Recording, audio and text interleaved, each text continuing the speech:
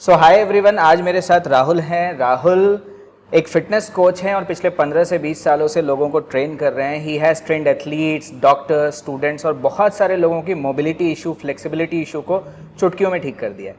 तो आज एक्चुअली मैं राहुल से ये जानना चाहूँगा कि राहुल, क्या जब हम जिन लोगों को लंबे समय तक बैठ के काम करना होता है, जैसे मेरे खुद का काम ऐसा है कि मुझे लंबे समय तक बैठे रहना होता है, और स्टूडेंट्स का भी यही काम है कि लंबे समय तक उन्हें बैठे रहना होता है टेबल चेयर पे, कुछ वो झुक के लिखते हैं, कुछ बेड पे बैठ के पढ़ते हैं।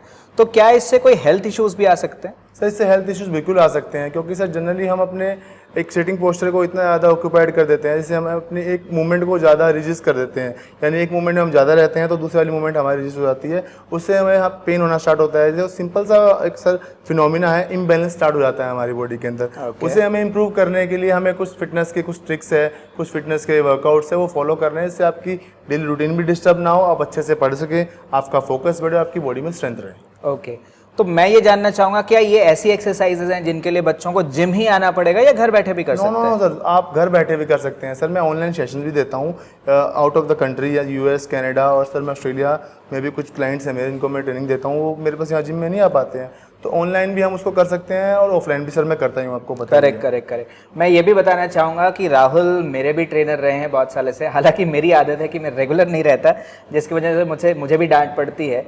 बट राहुल के बारे में मैं आपको बता दूं कि द वे ही वर्क्स, जिस तरह से ये काम करते हैं, और बहुत सिंपल एक्सरसाइजेस, बहुत सिंपल टूल्स की मदद से आप अपनी फ्लेक्सिबिलिटी इंप्रूव कर सकते हो। मैं अपना एग्जांपल बताता हूँ। मेरे बैक ऑफ द लेग में हमेशा दर्द रहता था। रीज़न क्या है? क्योंकि मैं पढ़ा रहा होता था। तो मैंने ये नोटिस किया कि पढ़ाते वक्त भी मेरी कंसंट्रेशन लूज होती थी, क्योंकि पेन है बॉडी में।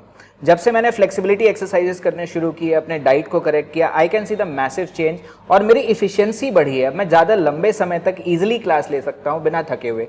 तो मुझे लगता है अगर स्टूडेंट्स भी ये एक्सरसाइजेस करेंगे, ये स्टेप्स फॉलो करेंगे, तो उनको भी लंबे समय तक बिना थके पढ़ने में मदद मिलेगी।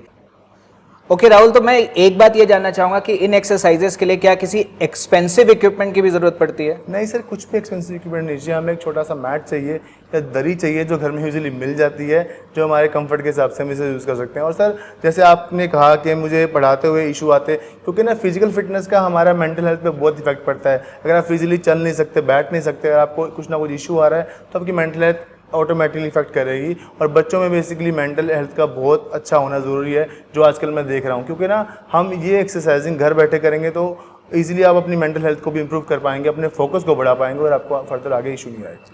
So thank you Rahul.